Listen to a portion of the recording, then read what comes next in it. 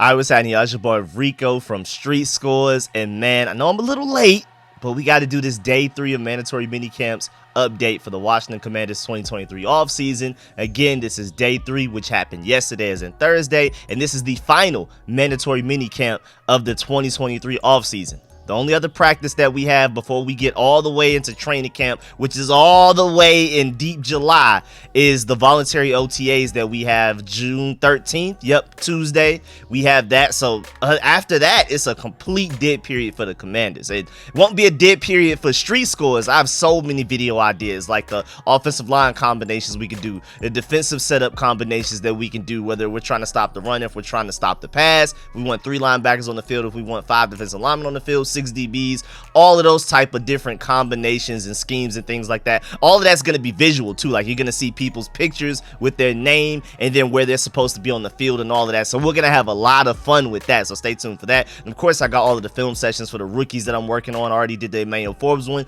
We're going to get through all of the rest of them at some point before training camp as well. There's going to be a huge dead period for anything from the Commander side. I highly doubt we're going to sign anybody. So just stay tuned, because Street Scores is still going to come out with daily content regardless. We have so many things to talk about. I have so many video ideas, so many projections, so many lists, rankings, all that type of stuff. So man, I'm really excited. But again, today we're focusing on everything that happened in mandatory minicamp yesterday as in Thursday, the final mandatory minicamp. And of course, I will cover what happens June 13th, Tuesday. They said it's open to the media, so we should get a lot of clips and a lot of analysis from that as well. And just to let you know, we're doing every position group again. I try to do this for every video, but sometimes there just isn't enough news. And this time we have significant updates and news. Sometimes it's just maybe like an injury or two or something like that for every position group except for defensive line today. Defensive line is the only position group that doesn't have a real notable update, because Shea Sugar, Montez Sweat have just been getting busy ever since they got back starting Tuesday. They went crazy Tuesday, Wednesday, and Thursday. Like, they never missed a step from the previous seasons. And then Jonathan Allen, Deron Payne look like the guys that got all-pro votes last year. So there's really not much to talk about defensive line-wise. Everybody looks how they're supposed to look. No significant changes or updates, whereas the other position groups, we have some significant type of update. All of them: quarterback, running back, offensive line, tight end, wide receiver, linebacker, DBs, all of that. And before we dive into all of that, make sure you subscribe to the channel, hit the bell next to the subscription button so you get notification immediately. And every time I release an informative and opinionated video just like this one, make sure you stay tuned. Like I said, the Commanders are gonna have a really dead period, but Street Scores isn't, man. Coming out with daily content still.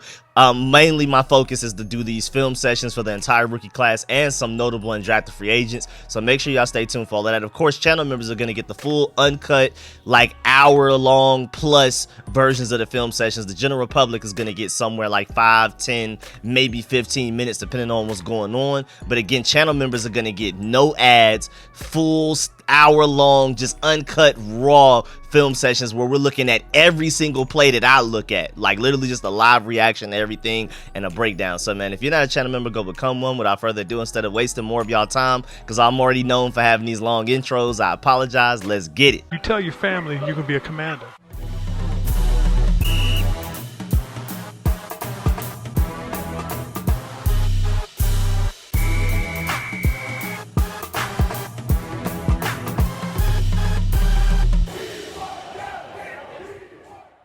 Alright, so first of all, before we even dive into the coaches and position groups, the Commanders had to move their practice indoors because of the bad air quality and all of that type of stuff that's going on. In an expected move, the Washington Commanders moved practice indoors after air quality diminished significantly thanks to the potential toxic fumes emanating from the Canadian wildfires. While it restricted space and made things a little more enclosed, it was better than having no session at all.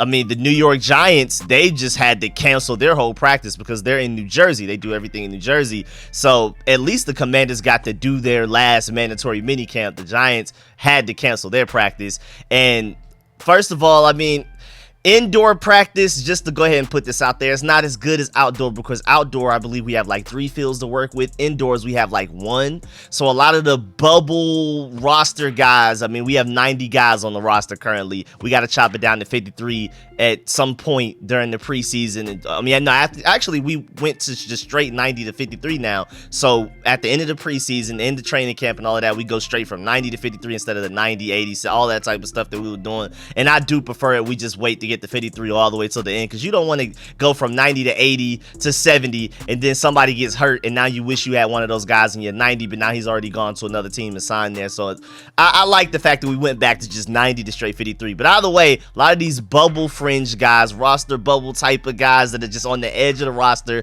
trying to make a name for themselves and trying to take as many opportunities to prove themselves to make this team as possible, that sucked for them, because there's only one field and we're going to prioritize the ones, especially like Sam Howell, who's going to be our franchise quarterback. He's like the perfect mixture of high expectations, but we don't exactly know what we're really truly working with. He's only played one NFL game in his entire career so far. He's technically like a redshirt freshman, like a redshirt rookie in a way. He's the perfect combination of, oh, we need to get this quarterback as many snaps as possible. So sadly, like maybe if this were the Chiefs with Pat Mahomes, maybe they would have just rested the starters. Like, all right, we only have one field to work with, and we're just going to give our backups and the guys that are on the fringe of the roster more opportunities to show what they could do. But not the Commanders. We can't. We have a new offensive coordinator. We have a new quarterback technically. We have a lot of new pieces, a new offensive line basically, because Samuel Cosmi is moving from right tackle to right guard. The only consistent piece from last year is Charles Leno at left tackle. That's it. Everything else is completely changed. Completely. Sadiq Charles started at left guard so far. Nick Gates is just starting center. Hopefully Ricky Strongberg overtakes that, but I'm hearing that he's only moved up to second string so far. He was third string to begin off-season workouts. He's moved up to second string, but he hasn't been able to replace Nick Gates yet. And then you have Andrew Wiley, another free agent who's starting at right tackle for us. If any NFL team needs their starters to get as many stats as possible as ours, so it did suck for a lot of those guys that are, you know, trying to make the team, but it is what it is. At least we were able to practice, unlike the Giants. And I mean, of course, like now it's the real Ashburn now with like the fact that we had to take practice indoors and everything too. That's crazy. The real Ashburn is crazy. Also, before we start to dive into all of the position groups, Benjamin St-Juste had a really good quote about Eric Bieniemy, and if you like Eric Bieniemy, this is only going to make you like him even more. He said, as far as defending the new offense, quote, a lot more explosive plays, a lot of different routes that we didn't see last year. It's less conservative in certain areas. Maybe you think on third and short, they're going to do this, and you see the ball thrown 40 yards over your head, and you're like, oh, snap, this is what we want. We want an explosive offense that can create plays from everywhere, unquote. That is one of the best endorsements I've heard of Eric Bieniemy so far. We've heard a lot of compliments, football-wise and non-football-wise, as like a strategist, as a leader, as an offensive coordinator and stuff like that. That may be my favorite quote from any player, any coach, any analyst, any media member so far. Like, that truly shows how Eric Bieniemy is going to be a huge difference from anything we're used to. And that's why he was such a priority signing. You can argue that he was our biggest upgrade this offseason period. He's more important than any player we signed, any player that we drafted. Eric Bieniemy was our biggest free agency signing technically. I mean, I guess you can arguably say Josh Harris buying the Commanders from Dan Snyder. After that, it has to be Eric Bieniemy more than anything else. So, man, that's huge. I mean, that was so great, I almost wanted to read it again. But y'all can always just rewind it if you want to hear that quote again. But it's just amazing how different everything's going to be, just simply because who we have as offensive coordinator now. I'm a huge fan of that. I'm so excited. But going to quarterback, Zach Selby, of course, does his breakdowns. He said Thursday's practice marked the end of mandatory minicamp, and by now, the Washington Commanders have gotten a decent body of work from Sam Howell as the incumbent starting quarterback. The results were about one would expect from a second-year signal caller. There are areas that Howell will need to smooth out during training camp, but there have also been moments to show you why the Commanders are confident about giving them every opportunity to earn the starting job for the season. As for the offseason workout programs begin to wind down, Coach Ron Rivera and the team remain comfortable with how things have gone at the position. Howell will remain QB1 for now, with Jacoby Brissett filling in as the backup. Quote, we know he's young. He's a second-year player who's gotten an opportunity to start last year, but there's a lot of room for growth. We know that, but he has a good skill set, unquote, from Ron Rivera. Howell has shown more good than bad in his reps leading the starting offense. Many of his positive traits, such as decision-making, quick twitch, and arm talent, shine throughout the offseason, and of course his improved footwork. That was probably his biggest negative when we drafted him, and even at certain parts last year. And he's shown that he's done a lot of work this offseason, because he came straight into voluntary OTAs and mandatory minicamp with his footwork mightily improved from the last time we saw him last year. He's established a strong connection with Washington's tight ends, most notably Logan Thomas. and he isn't afraid of getting players a chance to make plays. That was the case on the first snap of 7-on-7 drills when he aired out a shot to Terry McLaurin in the end zone. It's Terry McLaurin. Did he catch it or not? You know the answer to that. But as a young player, Howell still has more to learn. Rivera touched on that following Thursday's practice, saying that he would like to see Howell continue to improve his footwork, which I was just talking about a little bit. It's not perfect, but it's way better than what we saw last year. Ron Rivera said, quote, "That's probably one of the things you always want these young guys to understand how important it is, especially coming from one program to another. You got to understand that it's a little bit different. The speed is a little bit different, so we've got to make sure those things are corrected," unquote. I mean, you can't go anywhere without your feet. You are where your feet are. That affects timing on plays, 3-step drops, 5-step drops, 7-stop drops, all of that type of stuff, man. Footwork matters so much. That affects your accuracy, how consistent you are with ball placement. It doesn't matter how strong your arm is. If your feet are inconsistent, your footwork is inconsistent, your ball, it doesn't matter how, you can throw it as hard as you can every play. If your footwork is different every time, you're going to get different results every time. The good news is that Howell hasn't done anything to make Washington question his decision to give him a shot at QB1. And that is notable because Howell could have gone out there, voluntary OTAs and mandatory minicamps, and looked like he didn't deserve it. But he's been doing his thing. Rivera liked a lot of the decisions he's made on the field and appreciates the extra work Howell has put in so far. That man wants it. And again, I love the fact that we're complimenting mental things, because other than like footwork and stuff like that, and even that's like nuance and technique, so that's still more mental than anything else. But physically, we have nothing to worry about. Arm strength, I like his release as well. It's quick enough, and I mean the athleticism to make plays, as you saw against the Cowboys, to run for a touchdown through 2 people if he has to. We saw what he did in the preseason, juking people out of their socks. It's nothing physical. Everything is mental, technique, all that type of stuff, all in the head type of things. And the fact that I'm hearing a lot of compliments about his decision making is huge, because those are the things you worry about the most. Quote, "He's still learning to make those decisions. He's not perfect, but he's also got the arm talent, and that's the thing that excites us," unquote. Zach Selby also went on to say it was an up and down day for Howell, though, particularly during the 7-on-7 drills. He threw back-to-back interceptions in the second set of plays for the starters. The first came from Percy Butler, who we're going to talk about. He's been having a great offseason so far. I've been hearing a lot of buzz from him, who jumped on a route ran by Marcus Kemp, who's also, other than one day, been having great games, great days. He even had one really good play against Emmanuel Forrest where he got open to get him. So it's not like Percy Butler is covering garbage. I thought Marcus Kemp was coming in here to be a pure special teams guy, but he's been surprising people with how well he's been running routes and making plays.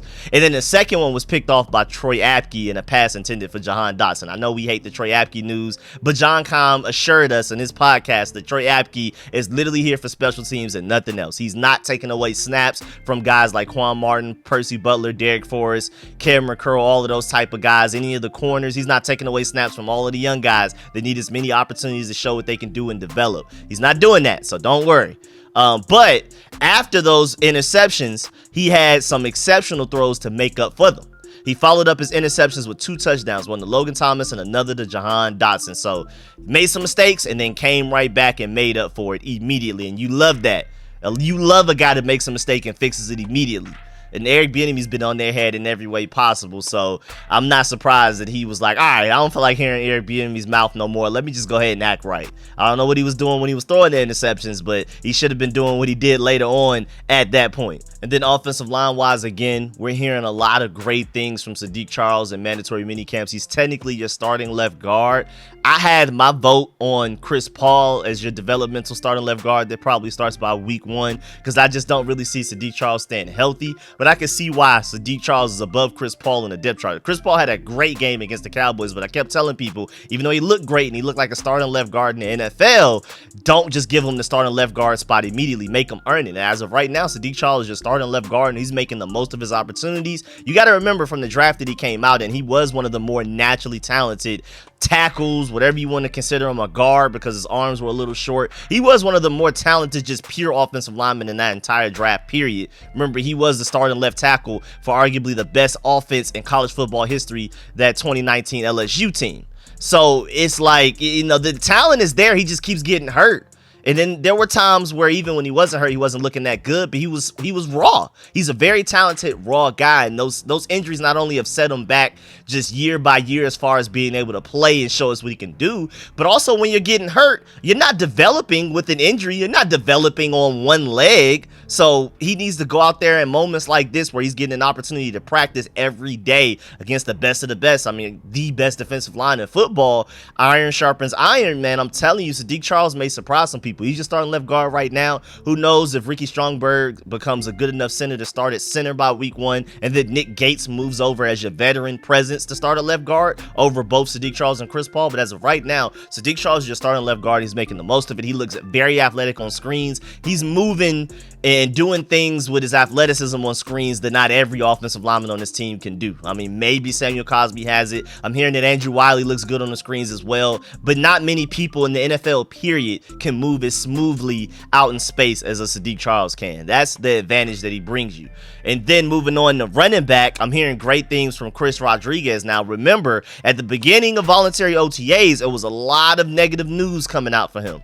A lot of negative news. Like, he just didn't look ready. He just looked like the NFL caught him by surprise. He was not ready for the speed. He was not ready for the technique required and all of that type of stuff. But we've been hearing slight improvements and compliments here and there over the course of the next few weeks since those negative comments came out in analysis for him.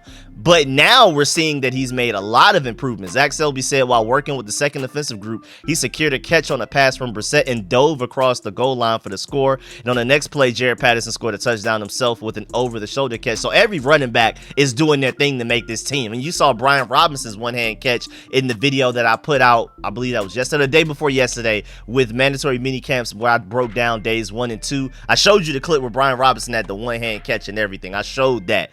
But you know, Antonio Gibson has the best hands out of this entire running back group, but don't sleep on Chris Rodriguez, because even his offensive coordinator said we just didn't need him to do that, but it doesn't mean that he can't. Chris Rodriguez has hands. We just didn't ask him to use them a lot in college. So he's showing you what he can do. And then Jared Patterson's always going to make plays. And it's just so weird that he's always barely making the roster. And right now we're questioning if he's even going to make the 53-man roster at this point. But every time he gets an opportunity to go out there, he makes plays. And it just seems like the defenses aren't ready to try to find a 5'9" guy behind all of these tall offensive linemen. They lose track of him. And he has great vision and quickness to where, I mean, he finds that hole and it's too late for the defense. He's already through it. So I think he's a nice little secret weapon to always keep on the roster. But I'm glad that I'm hearing great things from both him and Jared Patterson. We know what Brian Robinson and Antonio Gibson are going to do, but it's great to hear some great Chris Rodriguez news as well. So of course, Chris Rodriguez is going to be the guy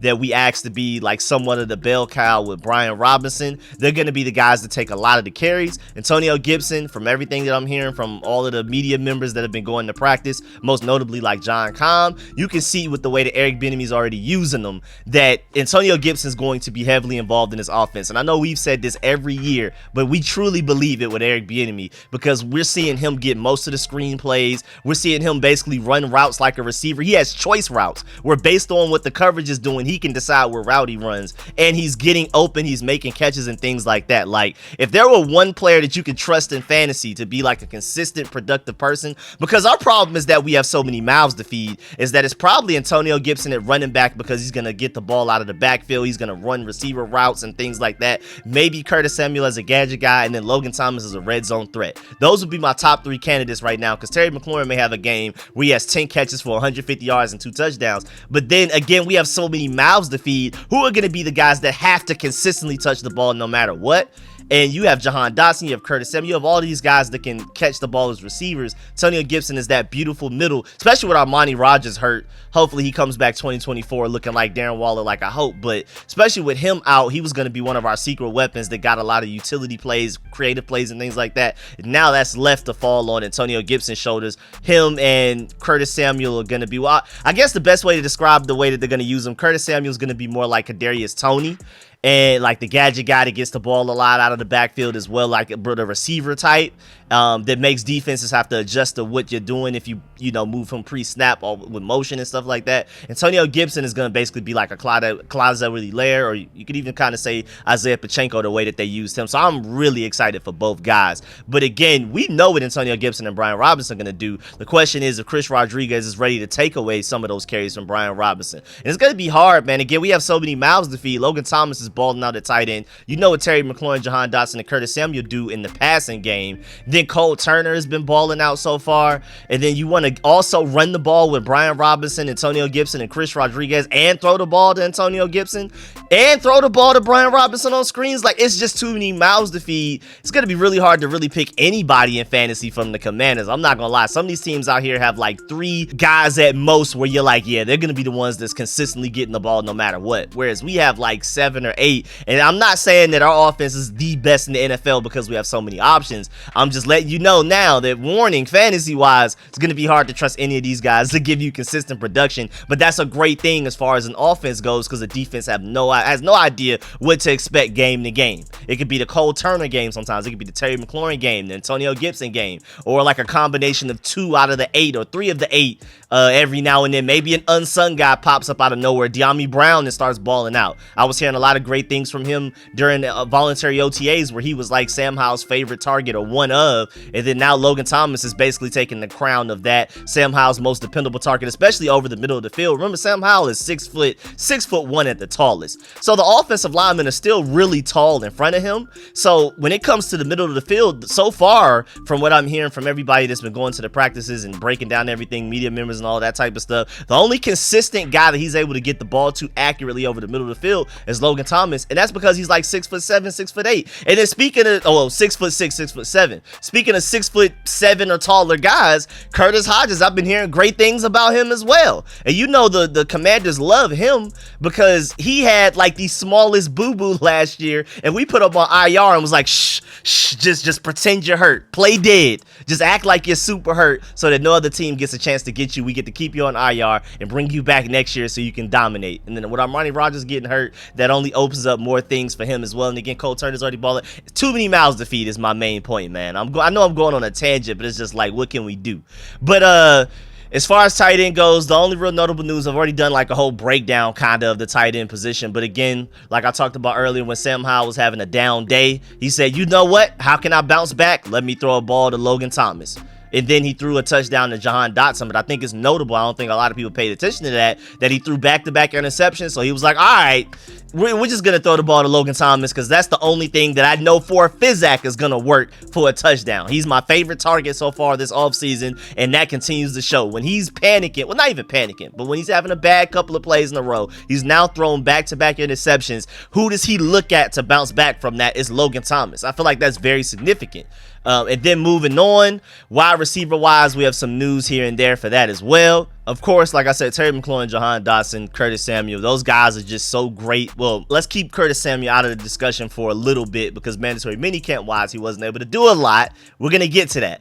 But Terry McLaurin and Jahan Dotson are so great, just like Jonathan Allen, Deron Payne, and those guys. There's really no reason to update because it's just basically like clocking in and doing what they normally do. There's no real significant update. They're doing literally what they do every day, literally just getting the lunch pail and going to work. No significant change or updates from them. That's why I don't really talk about those guys, even though we do have some clips. I uploaded some clips earlier today of how they looked in practice yesterday, running some drills and things like that. So if you want to go check that out, you can go check out that video as well if you just wanted to see them run some routes, run some drills and things like that. But most notably, again, we're just trying to talk about change, things that are surprising, updates, anything like that. Zach Selby said, despite being a 7th round pick, Dax Milne has managed to stick around because of his route running and reliable hands. He's also a starting punt returner, so don't forget that. He's managed to pull down some impressive catches over the past few weeks. He had 2 more during Thursday's practice. He managed to create some separation against Benjamin St. Juice for a catch on a comeback route, and he caught a touchdown over Danny Johnson during team drills. Now, how significant was that Danny Johnson play? I don't know, because are we talking Danny Johnson from November through December where he looks like a starting level slot corner, or are we talking about off season through September Danny Johnson where he, especially the preseason version of Danny Johnson, where he can't even cover me? I know I'm making jokes, but still, Danny Johnson is crazy how different he is from one part of the season, one part of the year, compared to the other part of the year. Once we're trying to make this playoff push, Danny Johnson just suddenly becomes like an 85 overall. But in the preseason, he looks like a 62 overall. So is Dax Milne making plays against 62 overall Danny Johnson or 85 overall Danny Johnson? So I'm really intrigued by that. But again, the fact that he's making plays even against Benjamin St. Juste is huge. That guy looks like he's sure to make the roster because, again, at the very least, he's our starting punt returner right now. Now, I'm hoping Kazmir Allen or anybody else that we brought in, potentially like as an undrafted free agent or a free agency signing or whatever, can eventually take over as our starting punt returner. But Dax Milne is safe. I call him automatic fair catch because it doesn't matter if he fair catches it or not. Where he catches the ball is basically where he's getting tackled at no matter what. It literally doesn't matter.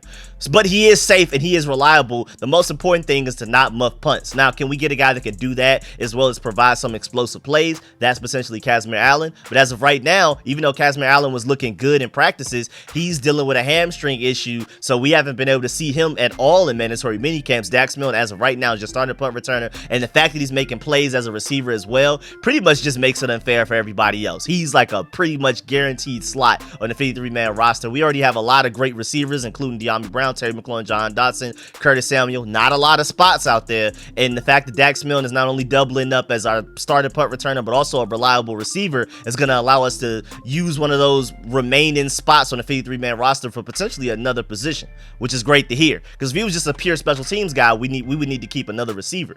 But Marcus Kemp is also a really good special teams guy for a completely different reason than Dax Milne. So he's probably going to make the roster, especially since he's even making plays against Emmanuel Forbes. And then also another receiver, very notable.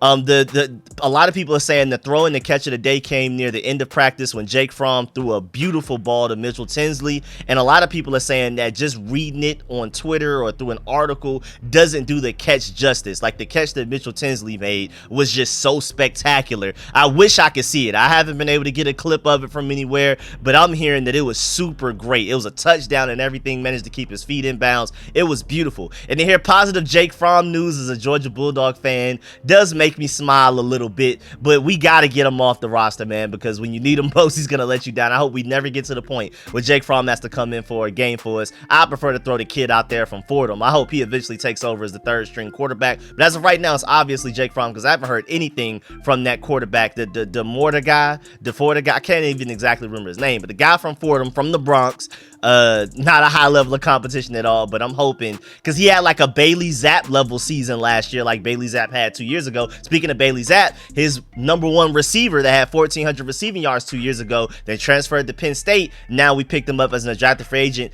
is already having a really good offseason, and then he had another really good day with arguably the best catch of the day coming from him yesterday, as in Thursday, the final day of mandatory minicamps. A lot of people are thinking that he could be like another Jahan Dotson. Again, we've already talked about the receiving room and who's even going to make this 53-man roster. That's a guy that's pushing hard to make it, but there's so many guys in front of him, he's going to have to really stand out to do anything. And then Curtis Samuel wise, just to give you an update, and John Kahn made sure that he didn't want to scare anybody, but he did not participate in practice the past couple of days.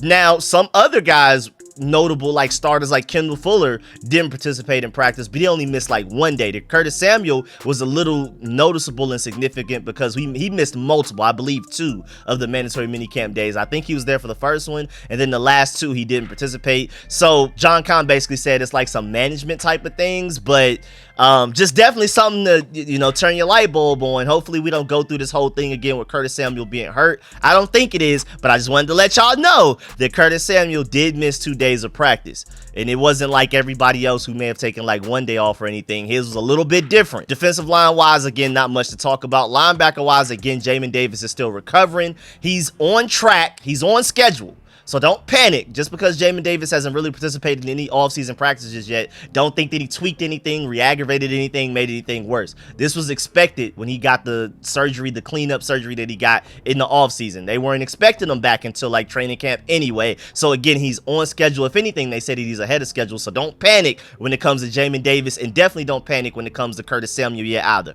Don't panic until we have a reason to. As of right now, we don't have a reason to. But with Jamin Davis out, I've been hearing that Khaleke Hudson is the starting linebacker right now. There were even times where it was Khaleke Hudson and David Mayo out there as your starting 2 linebacker, not Cody Barton, which is really interesting. Now, when Jamin Davis comes back, David Mayo is going to be the one that goes down to the second team. It's going to be Jamin Davis and Khaleke Hudson, not Cody Barton, Khaleke Hudson. And Khaleke Hudson looked great. Again, a lot of young guns stepped up big time in that last game against the Cowboys to end the season. Yeah, Sam Howell at quarterback, Chris Paul at left guard, Percy Butler at safety, who we're going to talk about soon. And you also had Khaleke Hudson at linebacker. He looked great. It looked like something finally clicked for the first time ever for him. And apparently he's carrying that momentum into the offseason. It's not like during the offseason, during downtime, it just went away. Like it was just a lucky fluke game. No, he's like literally just a better linebacker. As of right now, he's technically linebacker 1 with Jamin Davis still not healthy enough to participate in practices. He's running around and things like that. Him and John Ridgeway are running around, but they're not healthy enough to necessarily like do a bunch of stuff and do team drills and things like that. But as of right now, very interesting lose. Khaleke Hudson is your linebacker 1, and when Jamin Davis gets back, it's the two-headed monster of Khaleke Hudson and Jamin Davis, not Jamin Davis and Cody Barton. I thought that was very significant. And then lastly, getting to the DBs, of course, your boy Emmanuel Forbes is making play after play, day after day after day. Zach Selby said Emmanuel Forbes is one of the clear defensive standouts on 7-on-7 drills and regular team drills. And again, I've already explained it in several videos. As a defensive player, if you're making plays on 7-on-7s, you might be that guy because that's literally set up for the offense to win. But he stuck with Bieniemy Brown and Dotson on passes from Howell to the end zone. He knocked both away with ease, like this clip right here. I could just go ahead and show you one of the clips.